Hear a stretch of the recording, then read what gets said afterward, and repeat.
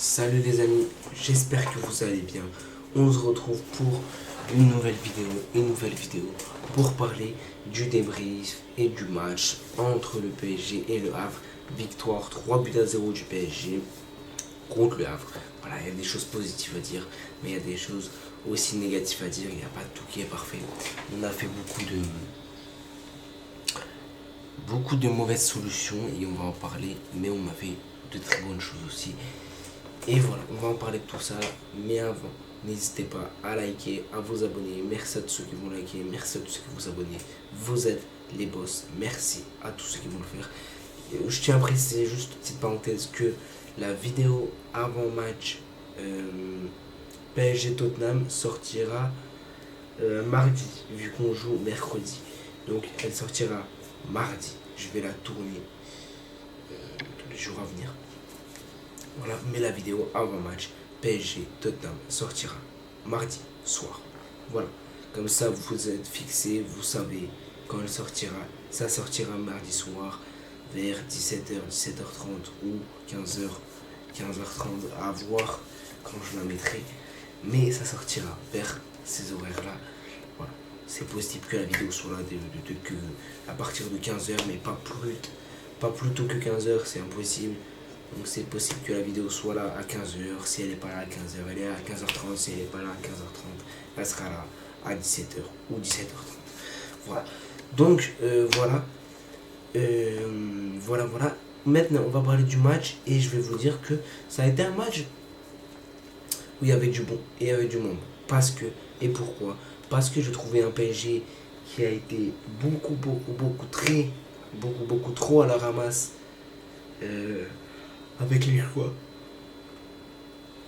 les choix, mais beaucoup à la ramasse avec les passes et avec la finition. On a du mal sur la finition, on a eu beaucoup de mal sur les passes aussi.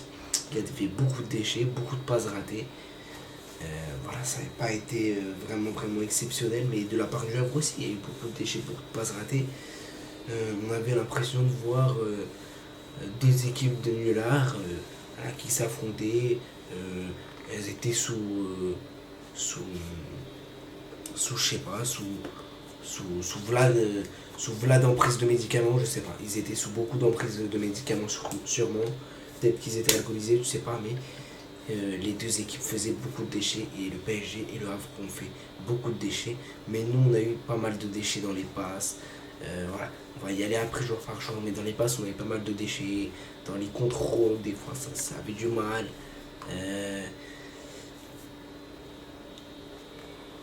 Il y a certains joueurs où j'ai pas du tout aimé, mais je vais en parler. Mais voilà. Mais on avait un peu de mal. La deuxième période, elle a été beaucoup mieux, je trouve. Et surtout, les remplaçants nous ont fait du bien. Les remplaçants nous ont fait du bien. Voilà, après, il n'y a pas eu de blessés. T'as fait le taf. On a fait le taf. Tu marques 3 buts. Voilà, on a fait le taf. On marque 3 buts. Après, c'est pas la meilleure performance du PSG, mais tu marques 3 buts, tu peux pas te plaindre. T'as fait un clean sheet. Voilà, avant Tottenham en plus. Donc voilà, ça fait du bien de retrouver le PSG, retrouver Lucien et voilà, ça fait du bien. Ça fait du bien. Et voilà, bordel, je suis heureux, voilà. On est heureux aujourd'hui. Voilà. On est heureux, vous êtes heureux et tout le monde est heureux. Alors, maintenant, il y a un truc très important, on va parler des joueurs du PSG. Je vais commencer par Chevalier. J'ai envie de faire mention spéciale pour Lucas Chevalier. Lucas Chevalier a été très bon dans ce match-là. Top match de Lucas Chevalier. Et moi, j'ai confiance en Lucas Chevalier. Et je vous dis que Lucas Chevalier, malgré les quelques boulettes qu'il peut nous faire, oui, c'est chiant. Oui, on a dit, il faut un minimum de concentration, même si tu fais des boulettes. Oui, c'est chiant. Oui, c'est énervant quand il fait des boulettes. Mais moi, je vous le dis, j'ai confiance en Lucas Chevalier. Moi, je vous le dis. Lucas Chevalier, dans une année, progressera. Ce ne sera pas le même Lucas Chevalier que maintenant. Ce ne sera pas le même Lucas. Moi, je vous dis, Lucas Chevalier va progresser et vous allez le voir. Vous allez le voir l'année prochaine. Vous allez voir que ça va progresser et que ça va être très bon. Vous allez le voir. Mais Lucas Chevalier, très bon match de sa part. Les parades qu'il nous fait, elles sont exceptionnelles. Il nous sauve. Surtout sur la parade avant de buter. Surtout sur la parade où il touche la balle des bouts du doigt. Il la laisse pas filer dans les cages. Il la touche des bouts du doigt. C'est dégagé par Zaïre Emery. Cette parade-là, elle vaut cher. Cette parade-là, elle vaut un but. Et elle vaut peut-être qu'il y aurait un 0. Peut-être que le match ne serait pas le même. Donc peut-être qu'il y aurait un 0. Peut-être que voilà. On ne sait pas. Mais il y a des peut-être que. Il y a beaucoup de peut-être que. Mais nous, on ne sait pas. Si ça serait passé comme ça, nous, on ne sait pas ce qui serait passé à la place. Mais voilà, juste pour vous dire que Lucas Chevalier a fait un top match. Sur le coup franc en deuxième période, quand Le Havre a un coup franc, il fait la magnifique parade. Il fait aussi une parade à Beraldo. Beraldo, on va en parler après, mais c'est cataclysmique, c'est atroce, c'est dégueulasse, c'est horrible. Horrible, Beraldo. Alors, Gonzalo Ramos, on va en parler après, voilà. Mais voilà. Parce que sur le but, non, pas sur le but.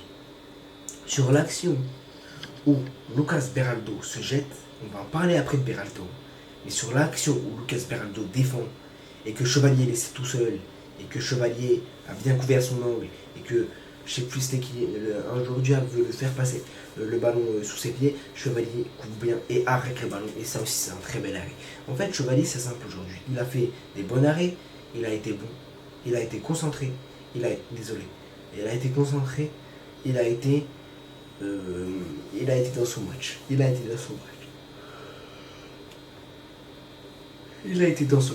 été dans son match. Vraiment, il a été bon. Chevalier, top match de sa part. Top performance de la part de Lucas Chevalier. Rien à dire. Ensuite, je vais parler de la défense. Et voyons, commençons par Nuno Mendes. Nuno Mendes, très bon match. Alors moi, les mecs, honnêtement, je vous dis la vérité et c'est la pure vérité.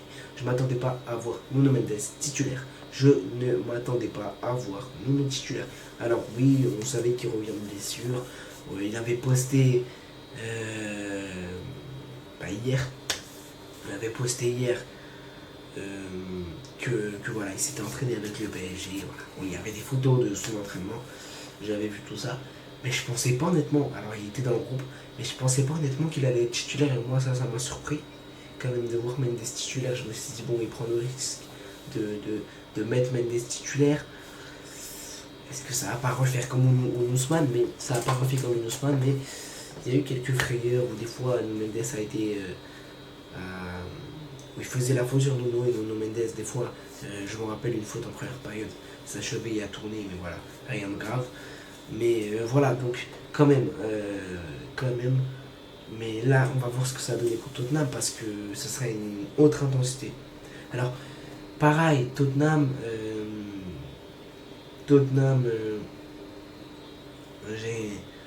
j'ai un pote Arsenal, qui supporte Arsenal. Et du coup, petite anecdote. Il m'a dit voilà, Tottenham, c'est pas incroyable en ce moment. Je ne sais pas ce qui se passe, mais c'est ce qu'il m'a dit parce que lui il suit la première ligue, il suit un peu, voilà. Et il est pour Arsenal, donc voilà, il m'a dit Tottenham, c'est pas exceptionnel en ce moment. En plus, Arsenal joue contre Tottenham ce week-end, je crois.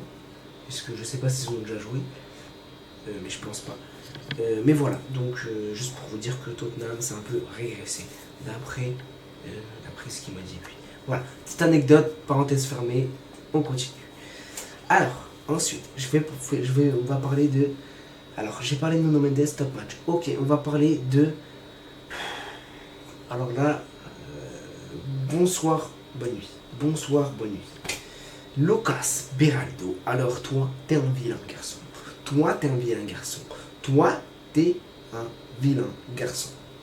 T'es un nulard. Moi, les mecs Beraldo, j'ai pas aimé. Une, parce qu'il sait pas défendre. Frérot, la défense, mais c'est horrible. Dégueulasse. Il te fait des tacles, il part à Pétaouchna qui fait du ski, tu sais pas où il va. Il te fait des tacles, les mecs, il part je sais pas où. Mais mon gars, on n'est pas en ski. Ok, il neige. Mais on n'est pas dans une montagne, on n'est pas aux Alpes, on n'est pas au ski. Arrête de nous faire des glissades, arrête. En plus, c'est dans ta surface, tu nous fais des glissades. Mais tu joues à quoi? Et après, forcément, Lucas Chevalier se retrouve tout seul. Parce que Beraldo a décidé de passer devant le joueur avré et de faire sa glissade et de laisser le joueur avré passer. Il n'y a pas de souci. Et je glisse et je continue. Mais oh, mais tu te crois où? En défensivement, c'est gaze. Dans la relance, j'ai pas aimé. Tout le temps, il joue sur Mendes. Moi, ça m'a rendu fou. Tout le temps. Il ne veut pas lâcher. Dégagement de panique, des fois il dégageait, la balle est revenue sur les joueurs avrés. Beraldo, ça a été très compliqué ce soir, très compliqué pour Beraldo. Beraldo a été vachement atroce aujourd'hui. Il a été vachement atroce. Moi, le match de Beraldo, il faut m'expliquer à un moment donné. Il faut m'expliquer aussi parce que Beraldo aujourd'hui a été ignoblissime. Voilà, ignoble. Il a été dégueulasse, dégueulasse. J'ai pas aimé du tout. Zabarni, j'ai bien aimé. Ouais, j'ai bien aimé. Il a fait son taf, il a fait ce qu'il avait à faire. Je trouve quand même, il a été très bon parce que ses relances, elles ont été bonnes. Il a essayé de porter la balle pour avancer un peu. Je trouve qu'il a bien fait. Il a essayé de casser des lignes. Donc bon match de la part de Zabarni, j'ai trouvé un très bon Zabarni. Donc bon match de la part de Zabarni, il a été solide. Et voilà. Après les perfs qu'il aurait pu nous faire contre les Leverkusen, contre... il a joué qui avant? Contre Lyon, je sais pas s'il était titulaire, je m'en souviens plus. Mais voilà, il nous a fait un peu des perfs un peu moins bonnes ces matchs-là. Mais aujourd'hui, il a été très très bon. Bravo, Zabarni, très bon match. Ensuite, Zabarni et Zaïre Emery. Alors Zaïre Emery, côté droit, il a... Alors, je m'explique. Première période, il y a du bon, il y a du bon. Moi, je trouve que où il y a du bon, c'est les passes de Zaïre Emery, incroyables. Les ouvertures qu'il fait, incroyables. Défensivement, ça va un peu moins. Défensivement, c'est aux abois un peu pour Zaïre Emery. Mais j'ai trouvé qu'en deuxième période, il a été très très bon. Très bon Zaïre Emery. Dans le global du match, il a été bon. Il a été d'ailleurs très bon dans le global du match. Il a été disponible, il proposait des solutions, il allait vers l'avant, il n'avait pas peur d'aller vers l'avant. Vraiment, on reconnaît notre Zaïre Emery de ce qu'on a connu, la saison où il était beau. De ce qu'on a connu la saison où il a été bon, on reconnaît vraiment le vrai Zaïre Emery. On le reconnaît, moi je le reconnais, il a été très bon dans ce match-là. Top performance de j'ai un truc avec Zabarni. De Zaïre Emery. Ensuite, milieu de terrain, João Neves, Vitinha. Alors, oui, João Neves, Vitinha, Maïlou, si je dis pas de bêtises, c'est ça. João Neves, Vitinha, Maïlou. Maïlou, j'ai trouvé que ça va. Il a fait un bon match, il a essayé de proposer, il a fait des bonnes passes, il a fait des bons décalages. Il a tiré, il a tenté, mais ça va, il a fait un bon match. Je trouve que ça n'a pas été dégueulasse. Mais il a fait un bon match, ça va, ça va.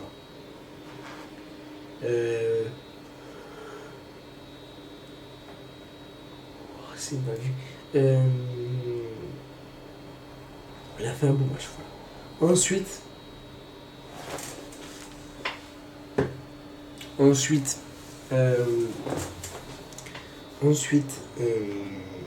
Vitinha.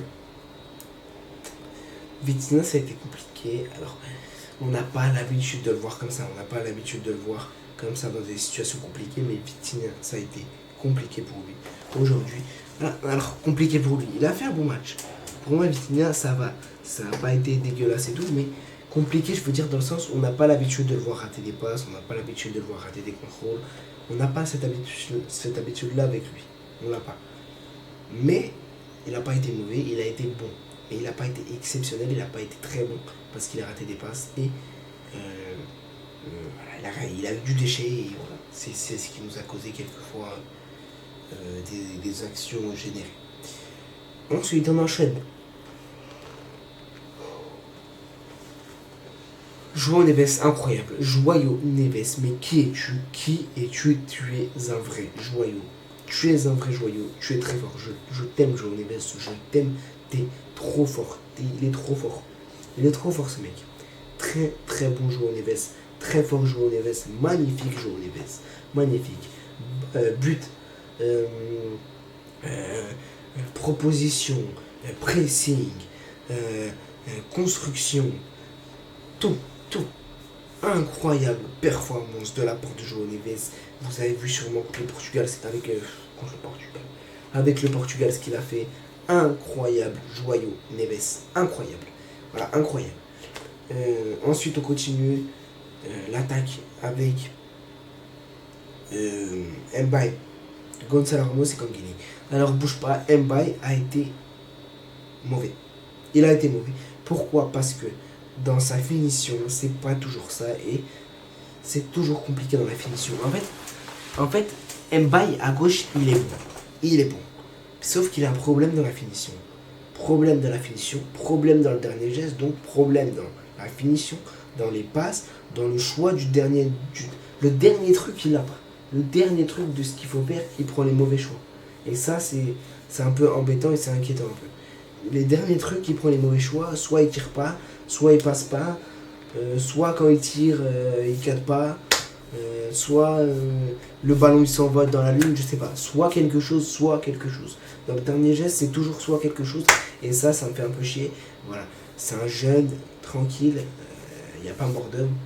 Mais ce petit truc encore à régler, le dernier geste, le dernier choix, vraiment le choix qui est important, il y a ce truc à régler pour Mbaye. Alors Gonçalo Ramos, bouge pas, j'arrive pour ta tête. Tu as été dégueulasse, tu as été ignoble, sale. Non, je rigole.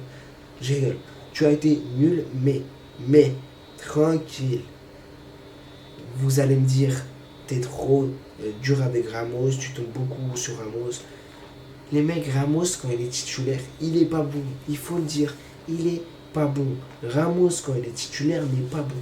Quand il est remplaçant, il est incroyable. Quand il est en super sub, il est incroyable. Quand il rentre, il est magique. Il est incroyable. C'est juste que quand il est titulaire, moi, je comprends pas. Moi, il va falloir m'expliquer. Parce que moi, à un moment donné, je comprends pas comment tu peux être aussi nul quand t'es titulaire. Comment tu peux être aussi gaze quand t'es titulaire. Le mec, c'est un fantôme quand il est titulaire. C'est un fantôme. C'est Casper le fantôme, mais je sais pas comment il peut être aussi nul quand il est titulaire. Mais moi, ça, je comprends pas. Quand t'es remplaçant, tu es bon. Quand t'es titulaire, tu es bon. Quand t'es titulaire, tu es mauvais. Je comprends pas. Bon, après, voilà, ça a été dégueulasse, mais Ramos, je vous apprends rien de nouveau. Heureusement qu'il a été remplacé, parce que j'aurais pas tenu tout le match avec Ramos. Moi, je vous le dis. Kanguini, top match. Kanguini continue sur sa lancée. Kanguini, c'est vraiment un top joueur. Un très bon joueur. Kanguini, c'est un très bon joueur. Il a pas besoin de 100 000 occasions pour marquer.